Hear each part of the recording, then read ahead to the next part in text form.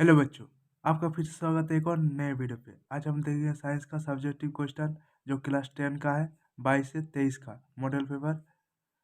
पहला क्वेश्चन देखिए, चुंबकीय क्षेत्र रेखाओं के किन्हीं दो गुणों को लिखिए। आंसर होगा एक नंबर, चुंबकीय क्षेत्र रेखाएं एक दूसरे को कभी प्रतिच्छेद नहीं करती। दूसरा होगा, चुंबकीय क्षेत्र रेखाएं जितने निकट होती है, चुंबकीय बल रेखाएं उतनी ही प्रबल होती है। दूसरा देखिए, अवतल दर्पण में बनते हुए प्रतिबिंब का एक स्वच्छ किरण आलेख खींचिए जब वस्तु को वक्रता केंद्र पर रखा जाता है। तो आंसर देखिए, फिगर को देखिए अच्छी तरह से। तीसरा देखिए, उभयधर्मी ऑक्साइड किसे कहते हैं, उदाहरण दे। तो आंसर होगा ऐसे ऑक्साइड जो अम्ल एवं क्षारीय दोनों गुण प्रदर्शित प्रदर्शित करते हैं, उन्हें उभयधर्मी ऑक्साइड कहते हैं। उदाहरण एक नंबर, एल्युमिनियम ऑक्साइड Al2O3। दो नंबर, जिंक ऑक्साइड ZnO। चार नंबर देखिए, आधुनिक आवर्त नियम क्या है। आंसर होगा आधुनिक आवर्त नियम के अनुसार तत्व के रासायनिक एवं भौतिक गुण धर्म उनके परमाणु संख्याओं के आवर्ती फलन होते हैं। पाँच नंबर देखिए, पित्त का क्या कार्य है। तो आंसर होगा पित्त गहरे हरे या पीले रंग का द्रव्य है जो पाचन में सहायता करता है। छह नंबर देखिए, खाद्य श्रृंखला किसे कहते हैं, उदाहरण दे। तो आंसर होगा खाद्य श्रृंखला विभिन्न जीवों का वह क्रम है जिसके द्वारा एक पारितंत्र में खाद्य ऊर्जा का प्रवाह होता है, खाद्य श्रृंखला कहलाता है। उदाहरण पौधे, टिड्डा, मेड़, मेंढक, सांप, उल्लू। सात नंबर देखिए, निम्नलिखित जीवों में होने वाले जनन की विधियों को लिखिए। तो ए नंबर, हाइड्रा। इनमें प्रजनन की क्रिया अलैंगिक जनन से होती है। बी नंबर देखिए, राइजोपस। राइजोपस में अलैंगिक जनन अनुकूल परिस्थितियों में अचल बीजाणुओं द्वारा होता है।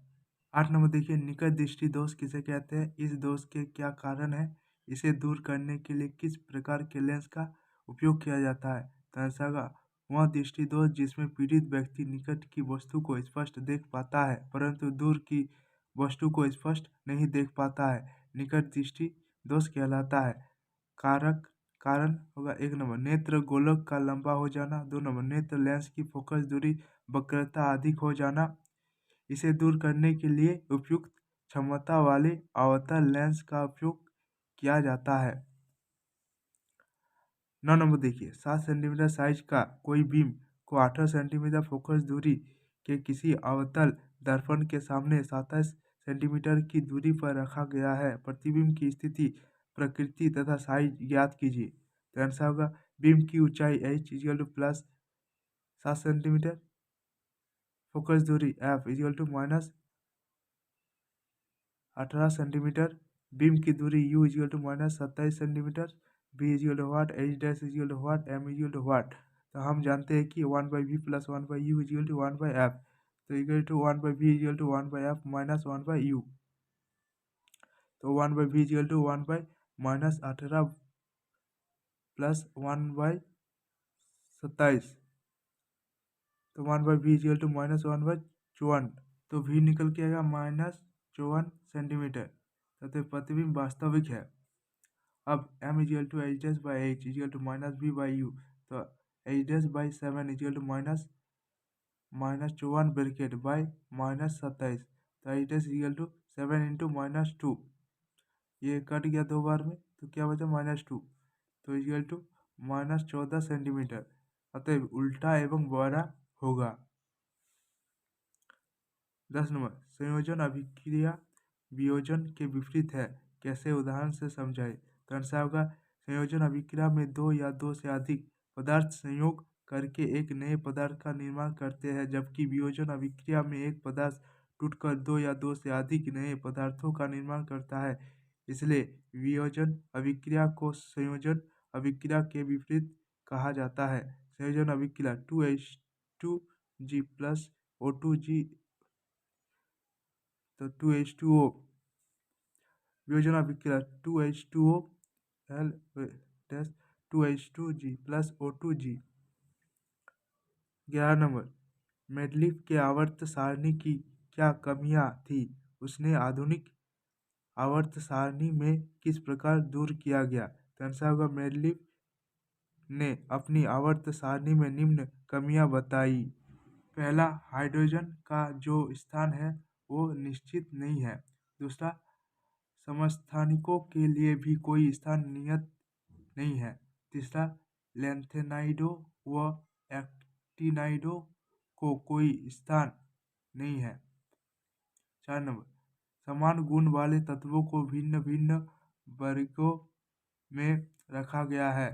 5 नंबर, अधिक भार वाले तत्वों को कम परमाणु भार वाले तत्वों के पहले रखा गया है।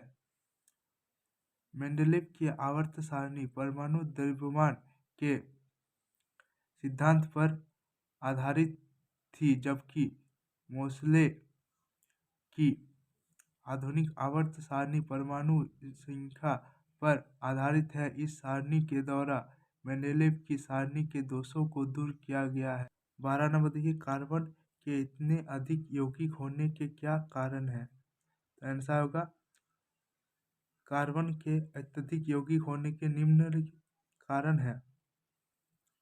तो 1 नंबर देखिए, कार्बन यौगिक में श्रृंखला गुण का होना। दूसरा, कार्बन को चतुः संयोजकता गुण का होना। तीसरा, कार्बन के परमाणु का आपस में तथा दूसरे तत्व के परमाणु के साथ एकलंबन, द्विबंध अथवा त्रिबंध में जुड़ सकना। 4 नंबर, कार्बन के यौगिक समवायता प्रदर्शित करते हैं। 13, दोहरा परिसंचरण किसे कहते हैं, समझाइए। तो आंसर होगा रक्त का एक चक्र में 2 बार हृदय से गुजरना। पहली बार शरीर का समस्त अशुद्ध रुधिर हृदय के दाहिनी आलिंद में एकत्रित होकर दाहिने निलय में होते हुए फेफड़ों में जाता तथा दूसरी बार हृदय के बाएं आलिंद में फेफड़ों से फुसफुस शिराओं द्वारा एकत्रित होकर शुद्ध रुधिर महाधमनी द्वारा समस्त शरीर में पंप किया जाता है। इस प्रकार के रक्त परिभ्रमण को दोहरा परिसंचरण कहते हैं। इस प्रकार परिसंचरण मनुष्य में पाया जाता है। 14 नंबर देखिए, ऊर्जा के स्रोत के रूप में हम सौर ऊर्जा का उपयोग किस प्रकार करते हैं। आंसर का पहला, सौर जल ऊष्मक द्वारा सौर ऊर्जा का उपयोग बड़ी बड़ी इमारतों, अस्पतालों तथा होटलों में गर्म पानी की सप्लाई के लिए किया जाता है।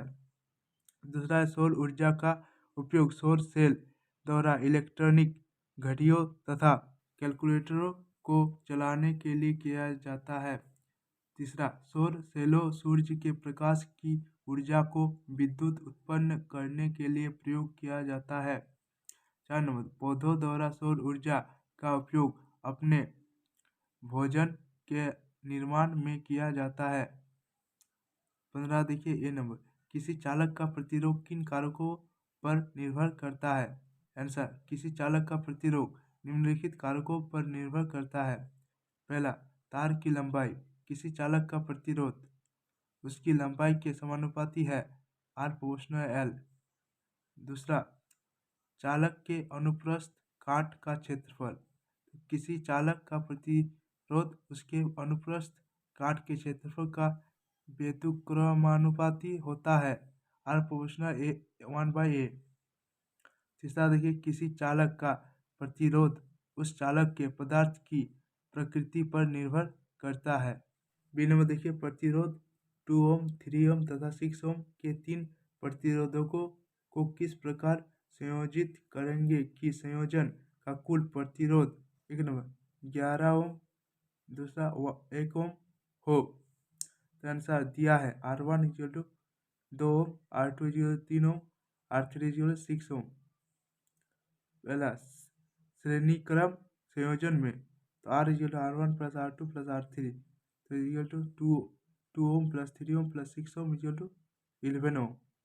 दूसरा देखिए, पार्श्वक्रम संयोजन में 1/R equal to 1/R1 plus 1/R2 plus 1/R3 equal to 1/2 plus 1/3 plus 1/6 हो गया। 3 plus 2 plus 1/6 equal to 6/6 equal to 1 ohm. तो अतएव R equal to 1 ohm. 16 number देखिए, डायनेमो क्या है, यह किस सिद्धांत पर कार्य करता है। प्रत्यावर्ती धारा डायनेमो की बनावट एवं कार्य का वर्णन कीजिए। तो आंसर होगा डायनेमो ऐसी युक्ति है जो विद्युत ऊर्जा को यांत्रिक ऊर्जा में बदल देता है। सिद्धांत, जब किसी धारावाही चालक को चुंबकीय क्षेत्र में रखा जाता है तब उस पर चुंबकीय बल कार्य करता है। यदि चालक घूमने के लिए स्वतंत्र हो तब वह फ्लेमिंग के बाएं हाथ के नियमानुसार एक निश्चित दिशा में घूमने लगता है। बनावट, नाल चुंबक के दो ध्रुवों के बीच दूरी के चारों ओर चालक तार की आयताकार कुंडली लिपटी रहती है जिसे आर्मेचर कहते हैं। चालक तार का एक छोर अर्धरिंग P तथा दूसरा छोर अर्धरिंग Q से जुड़ा रहता है। अर्धरिंग P एवं Q क्रमशः ब्रश X एंड Y से स्पर्श करते रहता है। विद्युत धारा बिंदु X में प्रवेश करके बिंदु Y से निकलती है। तो इस फिगर को देखिए अच्छी तरह से। अब कार्य देखिए, जब कुंडली से धारा प्रवाहित की जाती है तो कुंडली की समांतर भुजाओं पर एक बल कार्य करता है जो एक दूसरे के विपरीत होते हैं, जिसे आर्मेचर घूम जाती है। आधा घूमने के बाद P का संपर्क Y से और Q का संपर्क X से हो जाता है, जिसे धारा की दिशा उलट जाती है। इस प्रकार प्रत्येक आधे चक्कर में कुंडली में धारा की दिशा बदलती रहती है एवं कुंडली लगातार एक दिशा में घूर्णन करती रहती है और मोटर अपना कार्य करना शुरू कर देता है। 17 नंबर देखिए, निम्नलिखित समीकरण को संतुलित करें। तो N2 plus H2 dash NH3, answer होगा N2 plus 3H2 dash 2NH3।